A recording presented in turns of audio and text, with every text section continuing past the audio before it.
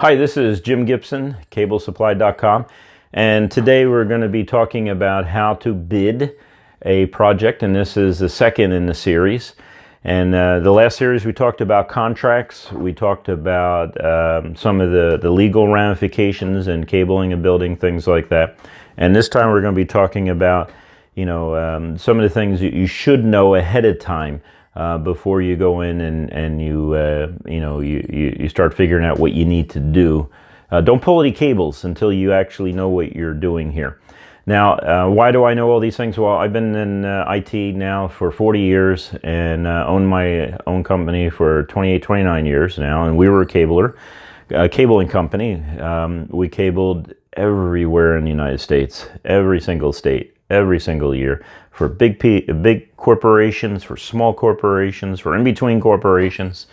And so we've done a lot of this, and I've done it. I've been, cabled many buildings in my life. And so, and again, if you're just jumping into this on video number 2 in the series, well then, what we're talking about is we're talking about low voltage computer cabling, mostly computer cabling today. We're not talking about voice as much anymore, because voice over IP is really a computer sitting on your desk. And so that's what we're going to be talking about. So we already talked about all the legal stuff. We already talked about some of the other things you should have, insurance, things like that and all. Let's start talking about a bid. So someone calls you up, and let's say it's more than just a mom and pop asking for 10 drops, okay? And let's say this is a serious one. So you're dealing with a big corporation, and they want to open up a new building, and they want you to bid it. And they're going to send you an RFQ or an RFP, and that's a request for proposal or a request for quote. Now, sometimes I get these things from people, and I know immediately that the incumbent has written this thing. And the reason why I would know that, and in most cases the incumbent has written on it. Now, what's an incumbent? Well, an incumbent is the cable company, firm, individual, whoever, that basically has been doing all the cabling for the company. But the company has decided that they need 3 bids. And so you're the sacrificial lamb, pretty much. And so they're going to send you an RFQ, request for quote, or RFP, request for proposal. And not always, but I would say a good portion of the time, what you're going to find out is the incumbent has written the RFQ, the RFP for that job. And so, that's how they do it. And sometimes they're not being straightforward when it comes to doing that. So what they'll do is they'll be very specific in certain areas that you have to meet, that they know that there's very few vendors out there that can actually fulfill this RFQ, RFP, because of the specifics that they're saying. You have to have this type of jack, you have to have this type of cable, you have to use this type of drywall screws, and things like that. And it goes on and on and on. In some cases, they'll even tell you how to cable it. It has to be the B pattern or the A pattern, which is fine. You can do either of those. It's no big deal. But most of the times, it's going to be the incumbent. And of course, he's going to make sure that he or she is going to make sure that they can fulfill it to the T easily, because they've done it 100 times, in the last 2 years. But for you may not have that brand of cable. And to get that brand of cable, you're going to have to pay a premium, or to get that jack, you're going to have to, buy it from someone who's going to charge you an arm and a leg for that jack, even though you can get the same cable and the same jacks and the same patch panel at a better price, completely the same, abilities in it. So you're going to be careful when you do an RFQ and RFP, realizing that there's a good chance you won't get the job. And a lot of times, people will, if they know you and they know that you do an honest job and you have skill and you can do the job right, well, then they're going to hire you anyway, even if you're the highest one. But if this is a new company, they've never dealt with you before, and they give you an RFQ, an RFP, you're going to have to work really hard to make sure that you're the lowest possible price you can be. And of course, if you come under that incumbent, that's going to give that incumbent some issues. They're going to have to answer why theirs is 20% higher than yours. And so that's something that, it's going to have to be, described. It's going to have to be explained now if they come in higher. So, you got to look at all the ramifications of the RFP, the RFQ. Of course, you want to do a walkthrough, and that's what it's called. So if you get an RFQ and RFP, you want to walk through the building. You want to see what type of construction is it? Is it metal? Is it wood? Is it new? Is it old? Is it under construction? So you're going to have to deal with other trades that are there. What are the different issues you're going to have to deal with? How far from your home base is this? Or do you have to drive 2 hours to get there? It may not be worth it to drive 2 hours to do the cabling job. Now, I remember one time we did a cabling job in Denver, south of Denver, for a company, and it was a data center, and we were a fairly new company at the time, so it was more than 25 years ago. But it was a big data center, so I decided I was going to do it anyway. I calculated in the fact that we would have to go there as a group, and we'd have to cable, and it took us about 4 weeks. And we would fly out on a Thursday, and we'd come back on a Tuesday, and we'd have all the equipment shipped directly to the job site, and we had to cable this data center, and then we had to stay in hotels, and we had meals and things like that. But that was all calculated, and we still made a decent profit at it. Now later on, we would do quotes. We would subcontract them out to other cablers in different parts of the country that I had experience with, and I had a little system on in my database concerning the other trades. The other cabling contractors, not just trades, but other cabling contractors. And we'd have an A, B, C, D, and E, because we had a lot of these guys, a lot of these people doing these installs for us all throughout the country. And so you got to determine how far away from your home base are you willing to go and still make it profitable. That's windshield time, and it has to be considered. If you're going to drive up there, is it going to be an hour? Is it going to be 2 hours? How long is it going to take you? If you go up for an hour and a half, it's going to be an hour and a half back. That's 3 hours. If you have employees, that means that they can, in certain states, they can only work for 8 hours before they hit overtime. So if you're going to keep them there for more than 8 hours, you got to add those 3 hours. Now, so you got to look at the building, you got to look at the construction of the building, you got to look at the distance from your base of operations. And always remember, you get all the way up there and then you forgot something. Oh, you need a special this, or you ran out of cable and you had to have cable taken up there, or they can only put in 6 hours today because they missed and forgot this. So you have to take all that squish into consideration when you do a bid.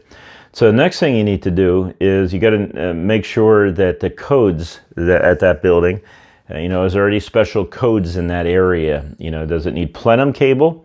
And there's another video on the difference between plenum and PVC, CMR cables, things like that. Do you have to have other trades do work for you, such as electrician? Things like that. So remember, if you're going to use plenum cable, that's going to be at least twice as expensive as CMR cable or what I call PVC cable. So that's going to add to your cost of your project.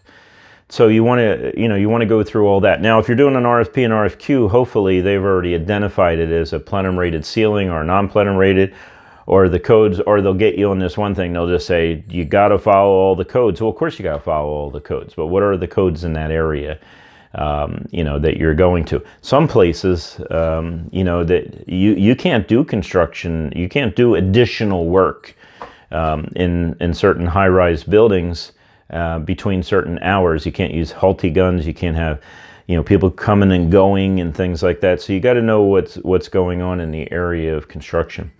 So from here on out, I'm going to be talking about just the average construction of a commercial building, because that's really where I was, and that's for my business, that's the profitability is going to be in commercial buildings, cabling as a low voltage cabler.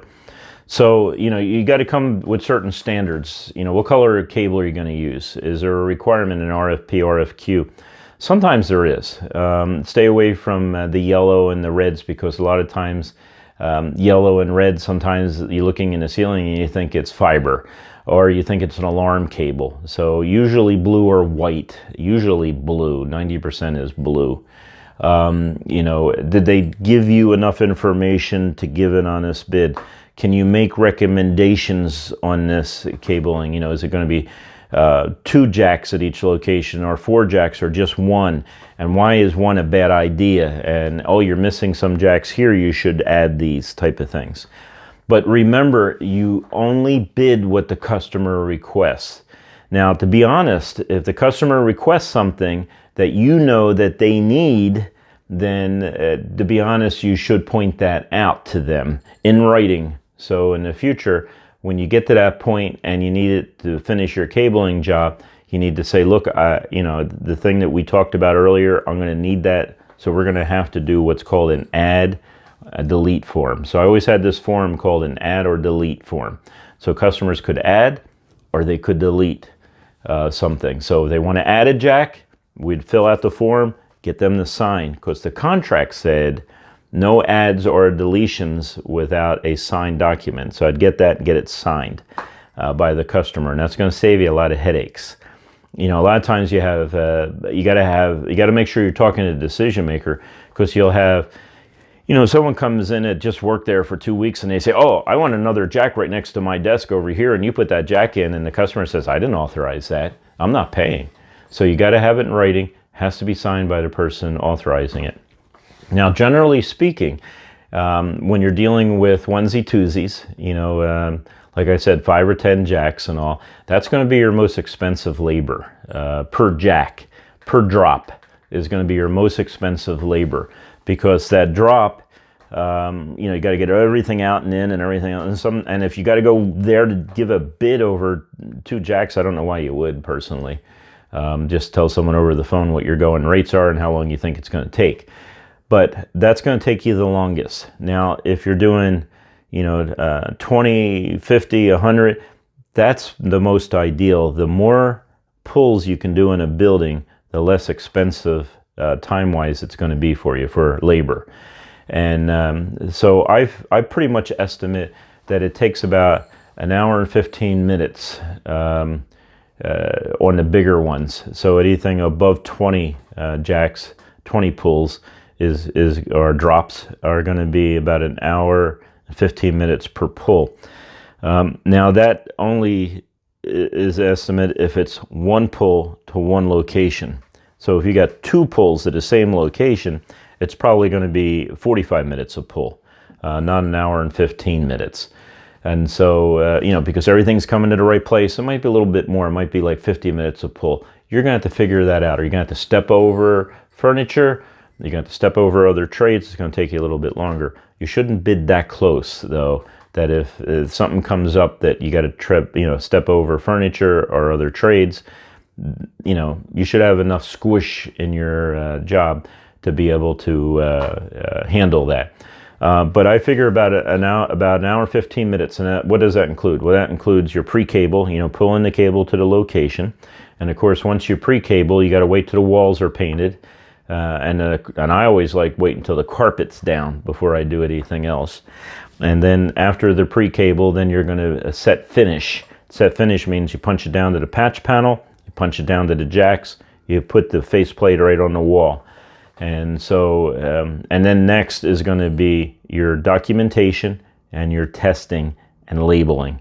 And so you figure all that in, it comes out on the average about an hour and 15 minutes per jack. Per location.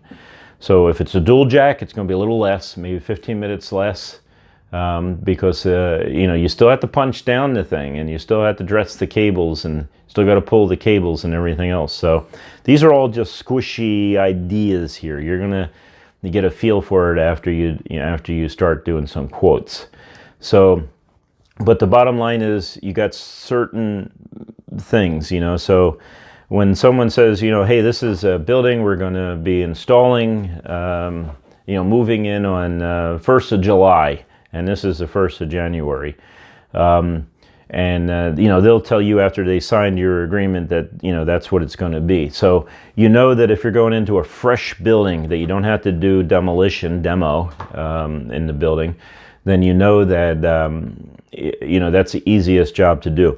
Now, of course, as you're going, again, I got to go back a little bit, as you're going through RFQ and an RFP, or if they don't have an RFQ or an RFP, that's even better. Making sure you include all the parts, the patch panels, the relay rack, the ladders that go above the relay rack to the wall, things like that.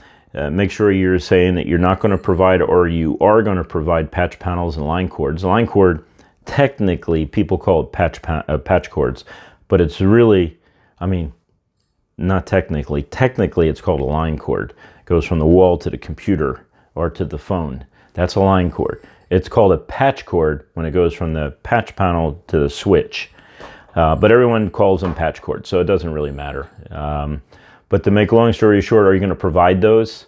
How long is your guarantee going to be for? Things like that. A lot of times people, as soon as something doesn't work, they say, oh, it's cabling. Call the cable guy back. Well, I don't mind doing that once or twice. But if this is done every other day because the guy doesn't know what he's doing, then that becomes a different story. So you're going to have that negotiation. So figure out, just one drop is about an hour and 15 minutes. So you're going to know what your labor costs at that point is.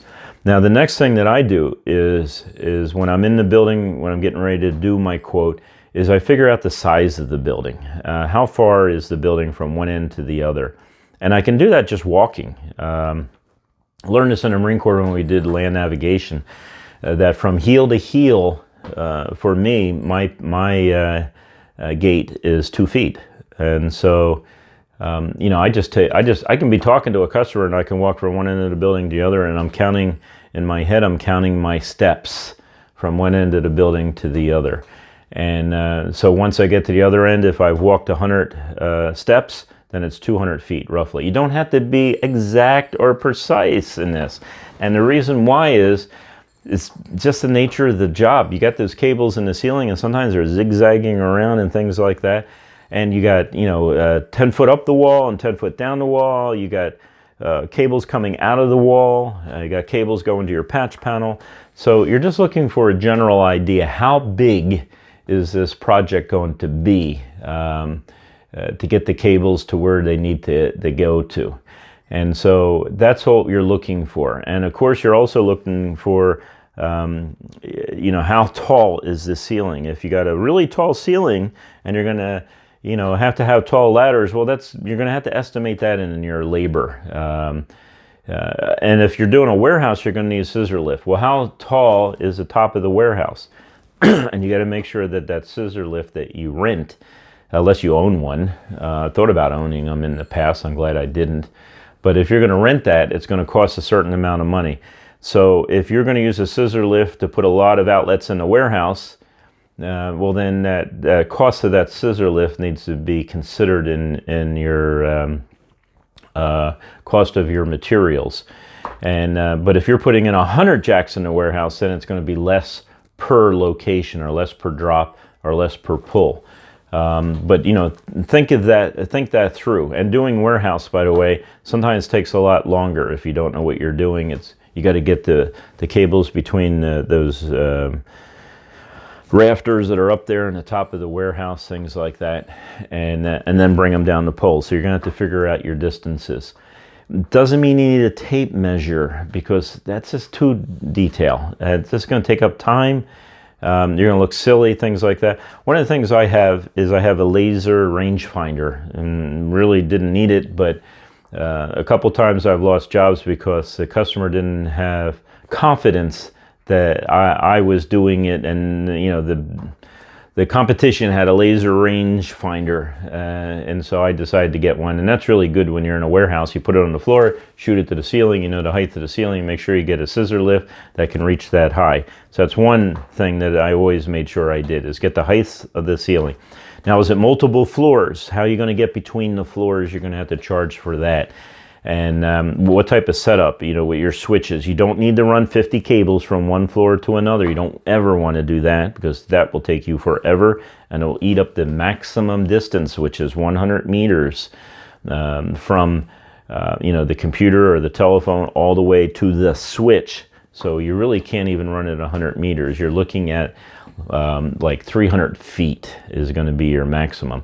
One time I got a job. It was a pretty big job, and a big company bid it. You would know the name with 3 letters.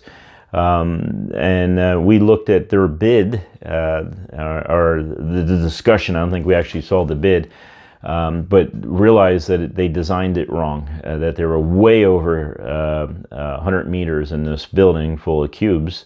And when we explained that to the customer, just like that, we got the job. And it was a big job, a lot of cubes, a call center. So we're able to do all that cabling. And so sometimes you can point out that some of the, they're not following the technology standards, and therefore you have credibility. So that's some ideas you got there. You got to figure all that out. Again, if you're going between the floors, you're going to use fiber between the switches. Hopefully, if you have decent switches, you want to use fiber. It's not that big of a deal, by the way, fiber. You can learn how to terminate fiber fairly easy in a couple of hours. You don't have to go to school to learn all the ramifications of all the technology and engineering into fiber optic cable. That's for people who work for the phone company out in the corner here, putting in, massive fiber optic cables and things like that. You just need multi-mode cable going from one floor to another, and you need to know the distances.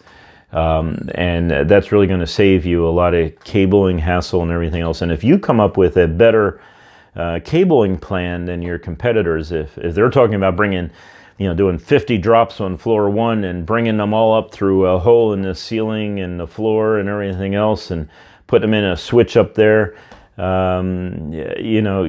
going to show that you have a better grasp of technology if you point out that they can put a switch up in the second floor and a switch on the first floor and connect them with fiber optics. It works absolutely fine, and it's a great application for fiber optics.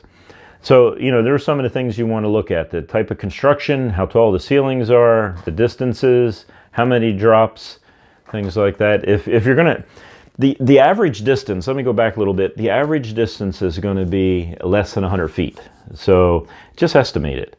If someone has one end of the warehouse all the way to the other end of the building, it may not even work. It may be more than 100 meters. And so, you're going to have to figure that out. And then you can make suggestions of where that IT room is going to be. If you're going to move it way out in the right-hand corner and want outlets way off in the left-hand corner, then you may want to rethink that through and give suggestions. So you really need to know cabling on some of these big jobs. That's why I recommend do the small jobs first. And you also need to know networks, how things are put together practically and all. I don't think they teach that anywhere, knowing the networks and knowing that certain types of a cable can't go certain distances and when to use fiber and things like that. But I told you everything that I know. Well, mostly that I know. Maybe I told you more than I know. But the bottom line is it's a good field to be in. It's very profitable. It's not going to go away soon. And the more you know about cabling, if you're going to start a cabling business, the better off you're going to be. Bottom line is add up all your parts, figure out your distances. You don't have to figure out every single drop. You just figure out the average, and I usually did that from walking from one end of the building to the other, and then from one side to the other. Then I could figure out my averages for all the drops. Usually it's going to be under 100 feet. You're always going to need a jack. You're always going to need a faceplate. You're always going to need a P-ring. If you need to get an electrician to do your conduit, if you don't do conduit, I don't do conduit, let them put it in there. Or a thing called a ring and a string, where they put the ring in for you, a mud ring. You don't need a box unless it's a firewall. So of course you're going to have to know where the firewalls are, and the fire rated ceilings. There's some ceilings that are sealed off like hallways and all. You're going to have to know about that. And you'll pick up on this. I don't know if there's any really books on it, or training, or even if they ask you questions like this on your contractor's license. They never asked me these questions. I had to learn all this on my own. But to make a long story short, learn all these things, figure out what the price is of your labor, how many hours you're going to put in, What's the price of your parts? What type of parts you're going to need? How much is it going to cost? And then you need to add squish. You're not doing this for free. You're not a nonprofit. Heck, nonprofits make good money. But to make a long story short, you're not doing this for free. You got to make a profit because you have other expenses. You got gasoline, you got tires, you got unemployment insurance, you got workers' compensation, you got the taxes that are involved in all. So you got to make a decent amount of money doing this. And so I would figure out my costs first. And then once I figure out my costs and what they are, then the next thing I would do is I would add a percentage above that. And that's something you're going to have to decide. So when I'm telling you how many hours it's going to take for a certain thing, like an hour and 15 minutes for, per pull, on average. Some pulls are very quick because they're right on the other side of the data room, and some pulls are really far and complicated. But on average, it comes out to about an hour and 15 minutes. If you're really good, it's going to take you less. If you're a newbie, it's going to take you longer, but figure out your total cost first and then mark it up to make sure that you make a profit after you have all your expenses covered, and then you still make a profit on top of that. So it's not very hard. I always remember a salesman I had that was doing quotes for me, and I used to check his quotes and things like that. And one time I was sitting there with the calculator, and this thing is just not making sense. I'm looking at an hour and 15 minutes per drop. I'm looking at the parts, what they're generally costing me as a pull, because I'm counting all the parts involved. And then I went to him and I said, "This is a loss." And he kind of looked at me and he kind of snickered. He goes, "Yeah, I know. Yeah, sorry, I need the commission." Gosh. Yeah, just not honest. Talk about honesty. Sometimes your competitors aren't going to be honest with your customer. And so they're going to bid your customer super low, but they're going to leave certain things out in their bid.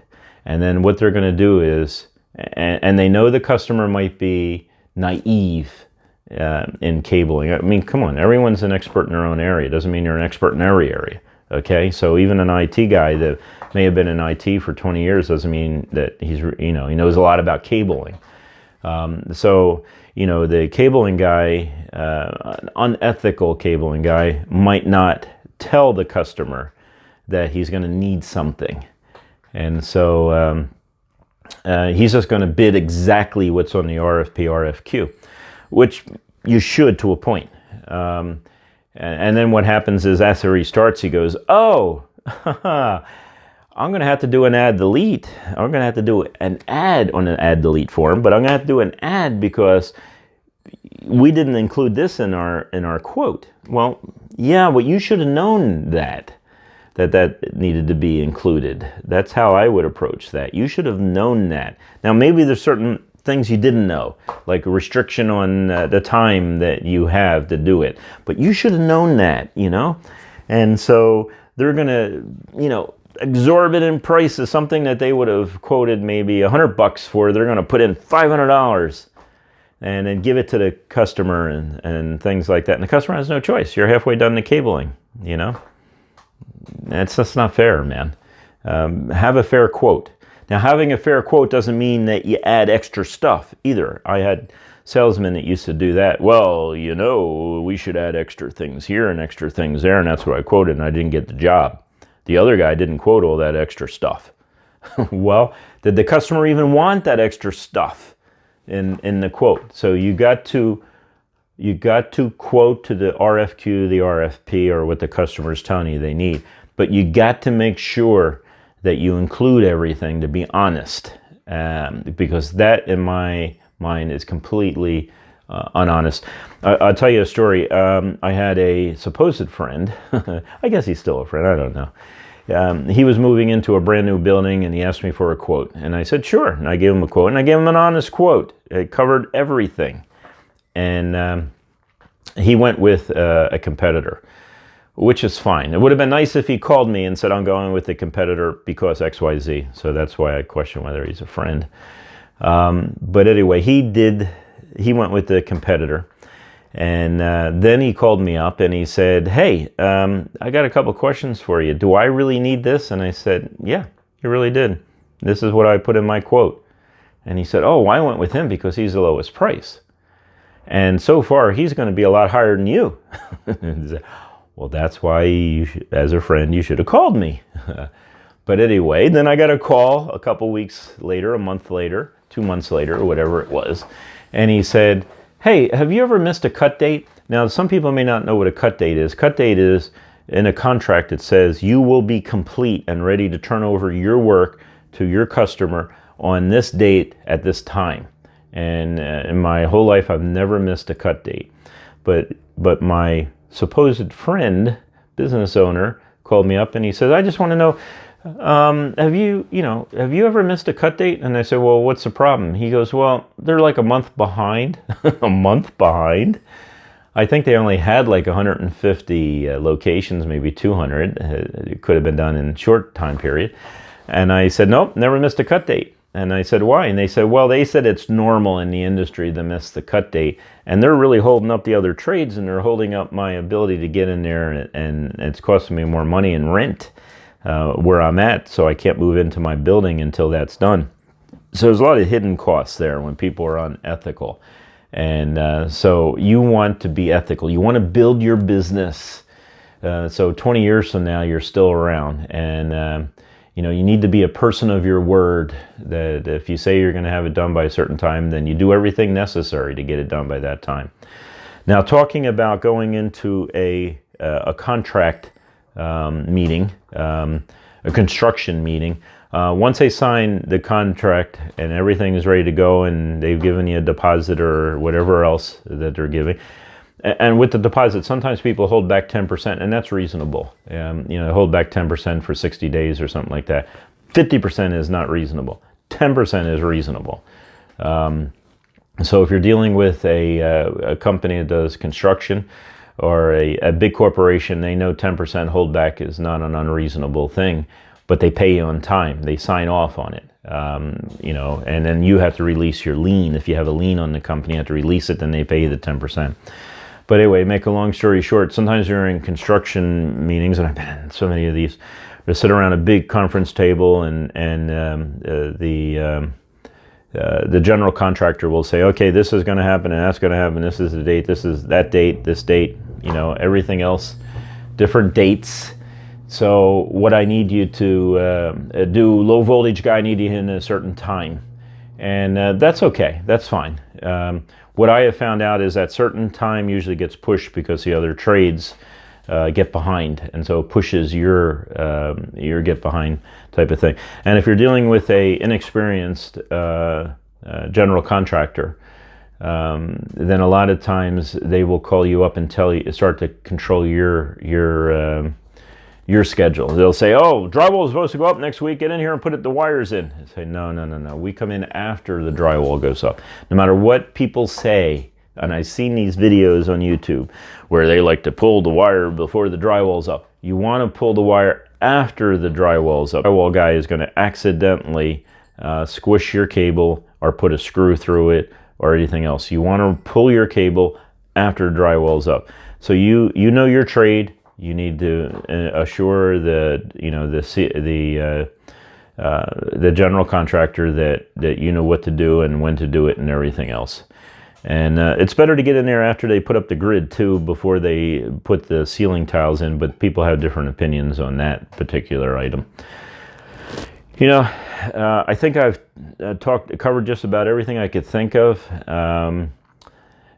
Expect that things change. Once you give a big contract, it's going to change. That's why you have your add deletes. Be honest, be fair. If you know something additional needs to be done, then pointing it out to the customer.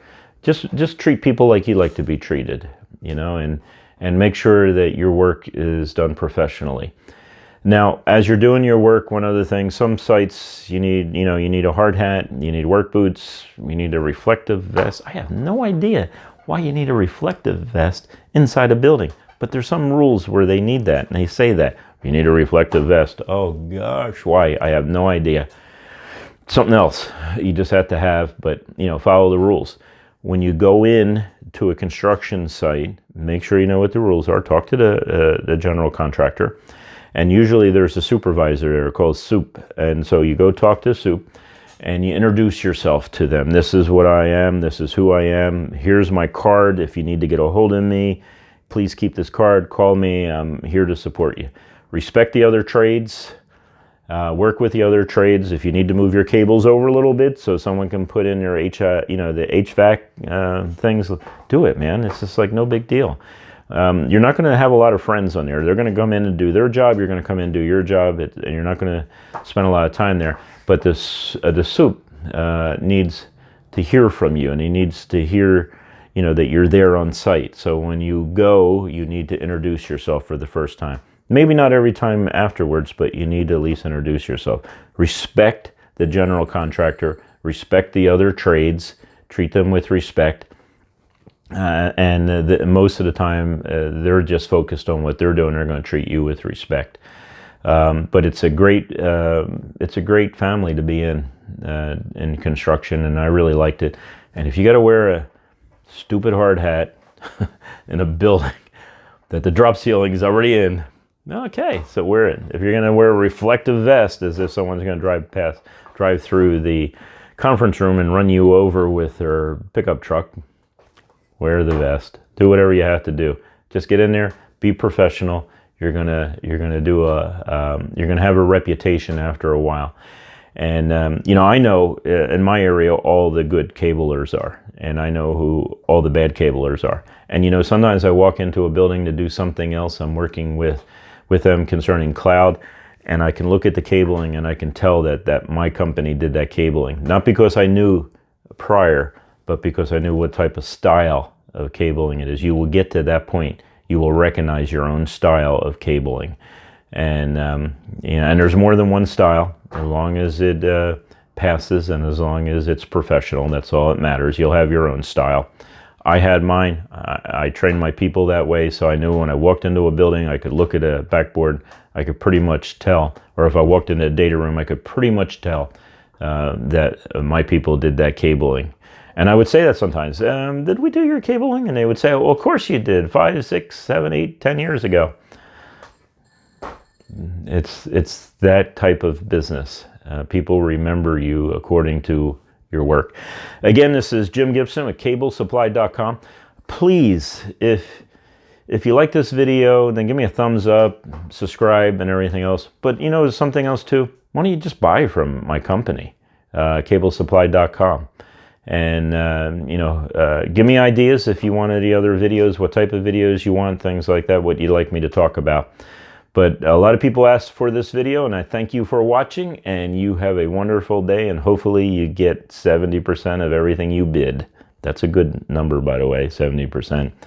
Hope you do well. Thank you.